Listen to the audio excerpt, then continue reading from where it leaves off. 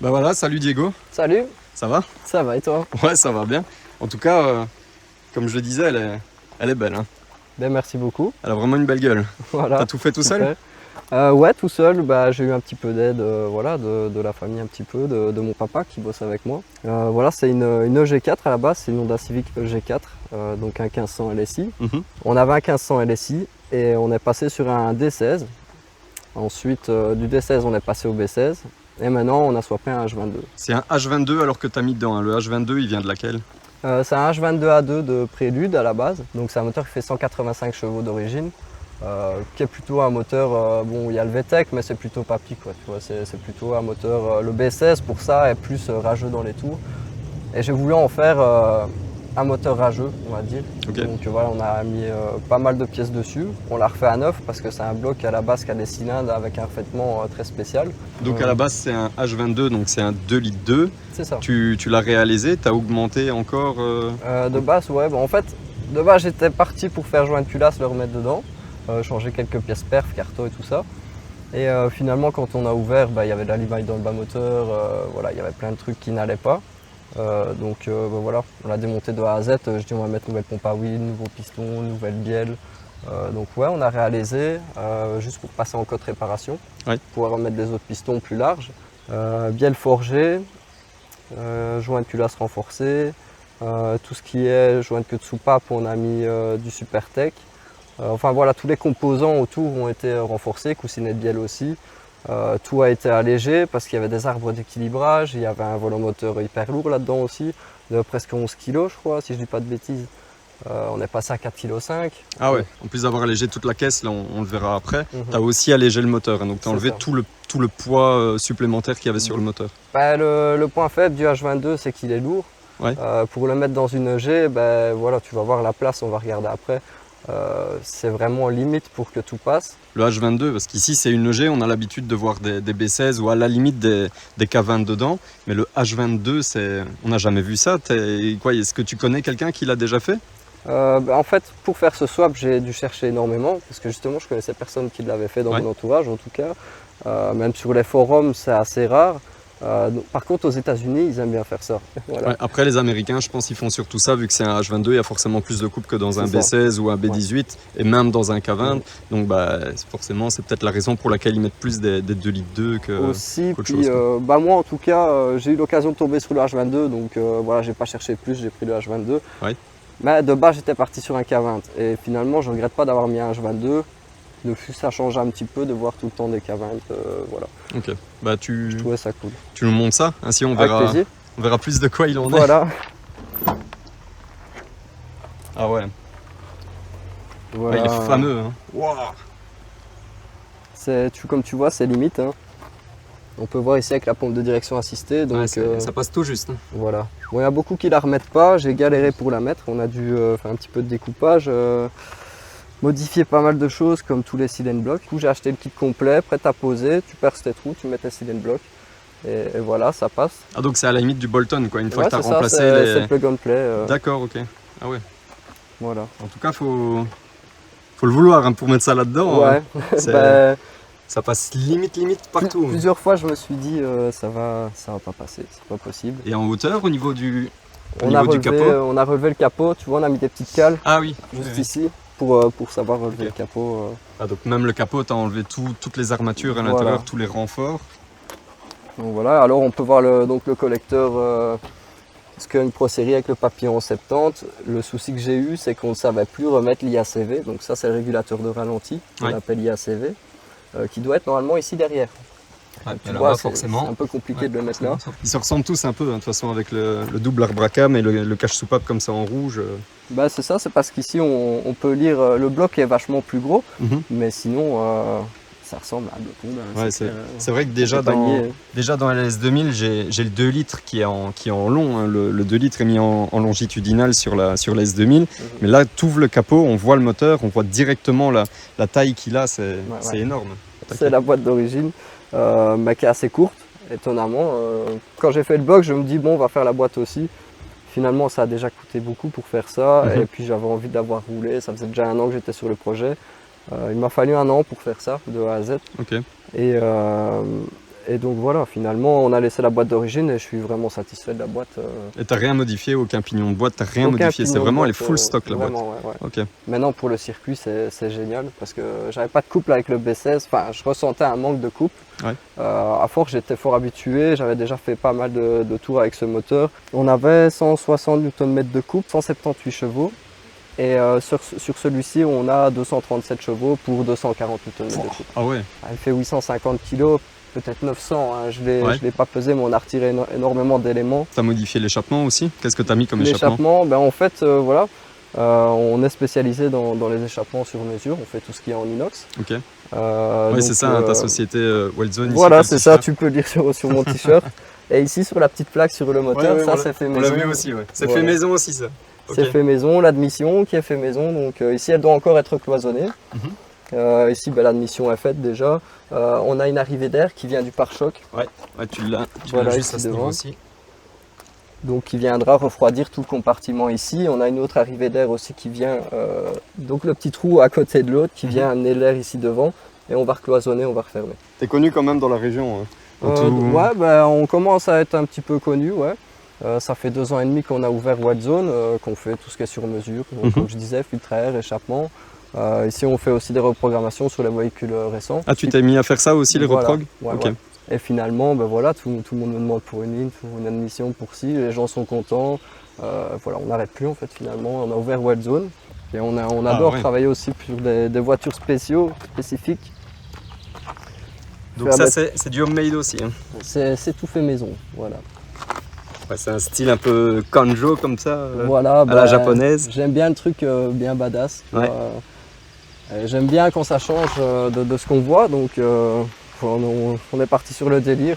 Bon, il y en a qui ont déjà vu ça aussi aux États-Unis, il y en a pas mal qui ont fait ça, hein, couper le pare-choc. Ouais, mais ici, le style voilà, parachute. voilà, c'est ça. Puis en plus de ça, on a modifié tout l'arrière de la caisse pour savoir adapter l'échappement central. Ah, le fameux système d'ouverture sur le EG, là d'abord Ça, ouvrir c'est la génial, fenêtre et puis ouais.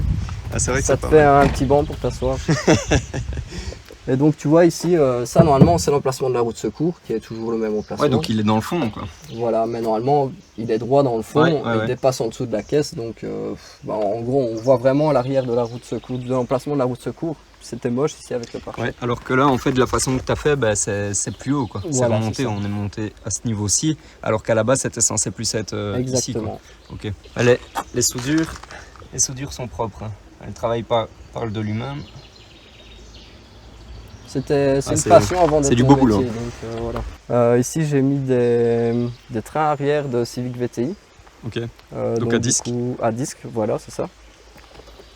Je veux pas dire de bêtises, je pense que c'est 240 mm et 262 à l'avant. C'est du petit, hein. Ça reste du Civic alors. Ça reste fort petit. Ouais. Mais non, c'est étonnant avec des plaquettes StopTech et avec des bons disques, du moins à l'avant en tout cas, parce qu'à l'arrière c'est des disques origines avec des plaquettes StopTech. À l'avant c'est des étriers StopTech avec des plaquettes StopTech aussi, qui marchent mais vraiment bien. Je roule à Clash, je roule à Chimay, je roule sur Métais. Ça chauffe pas. J'ai essayé pas mal de combinaisons sans devoir passer par des gros freins, j'ai trouvé un bon système. Quoi. Ouais, bah, le StopTech c'est réputé quand même. Hein. Ouais. On n'est pas Franchement, sur ouais. du EBC ou quoi. Bien que EBC c'est quand même pas mal, mais je sais pas si tu as déjà eu l'occasion d'en tester. J'ai jamais testé. On entend de EBC, tout quand même, des avis positifs, du négatif, alors que bah, là sur le StopTech c'est directement C'est du haut de gamme et les gens sont satisfaits la plupart du temps. Quoi. Et les pneus, t'as mis quoi? Au niveau des pneus, bah avant j'étais beaucoup Yokohama, R888 et les AD08R. Ici je suis passé sur du Nankang NS2R. J'ai testé une fois et finalement bah, j'ai exactement le même résultat qu'avec la D08R. C'est plus une question d'économie que je prends des NS2R parce que j'ai la même accroche, la même usure, la même longévité, je vais dire, avec les Yoko à 150 € qu'avec les Nankang à 85 peut-être. Ah oui, quand même. Ouais. Ah oui, il y a une fameuse différence. Et le grip serait pareil? Le grip est pareil. Franchement, ceux qui ont déjà essayé les AD08R, bah, voilà, le grip est pas ouf. C'est un Smith Slick, ouais, mais pas de ouf. Le R888 va vraiment mieux, mais il s'use vraiment plus vite aussi. Donc ça dépend ce qu'on veut. Si on veut rouler tout le week-end et pas trop user et pouvoir rentrer chez soi, ou si c'est vraiment une caisse de piste, tu amènes sur plateau, et tu fais ta journée, tu fais des temps, il faut que ça colle. Ça dépend, voilà. Moi Ok. ici c'est pour le plaisir que je fais ça, donc Voilà, il vous a donné un bon tuyau. Hein. Si jamais vous avez besoin de Smith League, a priori, d'après son ressenti et d'après ce que j'ai déjà pu entendre, les Yokohama AD08R, ils coûtent quand même assez cher. On est quoi, 250? les AD08R, ici en 15 pouces en tout cas, moi je payais 150. 150 temps où euros je le les pneu. mettais, Et là, ouais. le Nankang, on est à 85 le pneu. 85 le pneu. Ah ouais, c'est quasi 2 fois moins cher et au final, le résultat serait pareil. Alors, c'est ça. voilà, le calcul, il est vite fait. Hein. Ah, donc c'est même des fenêtres en plastique, style rallye, C'est ça, avec la petite ouverture. c'est du macro long. Bon, qu'est-ce que tu as fait alors ici dedans? Ici, voilà, il n'y a plus grand chose d'origine. On commence par l'arceau, je vais te dire. Ouais. C'est un arceau MP homologué. Donc voilà, quand je l'ai acheté, c'était plus simple de l'acheter déjà tout fait que de le fabriquer.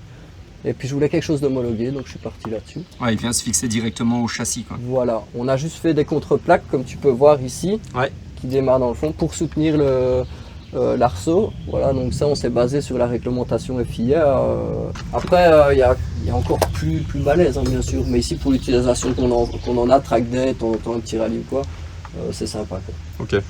Et alors ici au niveau du frein à main, Au niveau c'est un du frein à main frein. hydraulique? Ouais, c'est ça, c'est exactement ça. Donc tu as le frein à main hydraulique ici, tout fait maison aussi. Hein. J'aime bien de le faire moi-même. Donc voilà, tout le système a été fait de mes mains. Ici on a le régulateur de pression, donc qui donne plus de pression ou moins de pression. Ok. Ici on a le Master Vac, Ouais. donc Wheelwood. Voilà, c'est à peu près tout. Toutes les durées d'aviation sont toutes raccordées dessus du coup. Tous les freins sont en aviation, Ouais. d'avant en arrière. Et ça c'est du on-off, quoi. Tu tires dessus, ça C'est bloque ça, direct. Hein. C'est ça, Ouais. exactement. Ouais. C'est vachement Ça, plus c'est- efficace. Ça, c'est vraiment sympa d'ailleurs. C'est mon truc préféré. Voilà, et alors, tu vois, on a mis pour le démarrage, on a retiré tout ce qui était barillet. Parce que pareil, tu as ton genou qui arrive ici avec la clé, c'est jamais top si jamais Ouais. il y a un choc ou quoi que ce soit.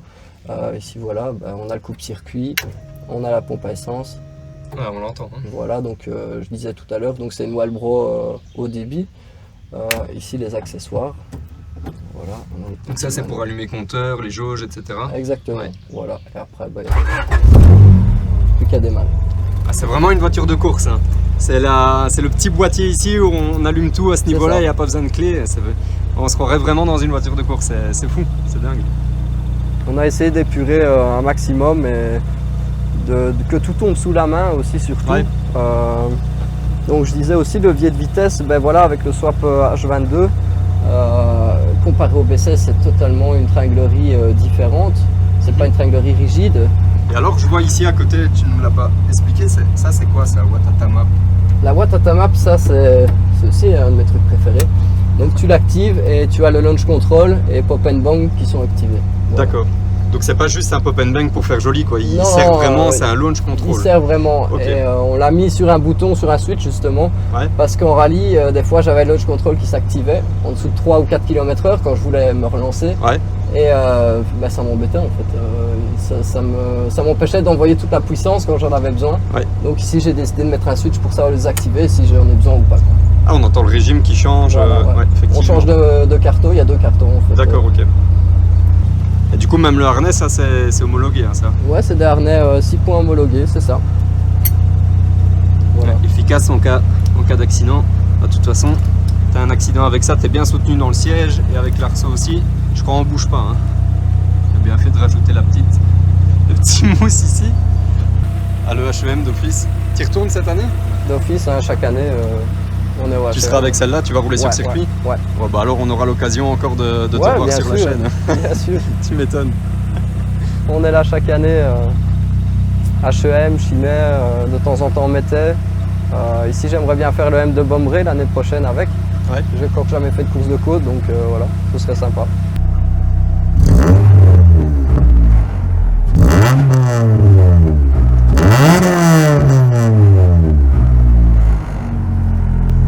Oh ouais, c'est quelque chose. Déjà là, c'est incroyable. Tiens, tu peux essayer de mettre la Watata pour voir? Ouais, avec plaisir. Hein.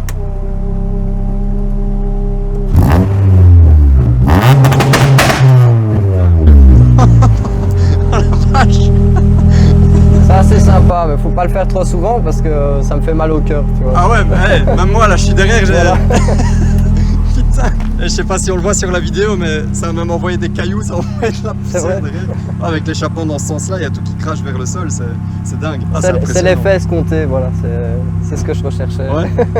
Bah ça marche, félicitations. Bon, on va aller faire un tour. Avec plaisir, on Allez, est go, parti. on y va.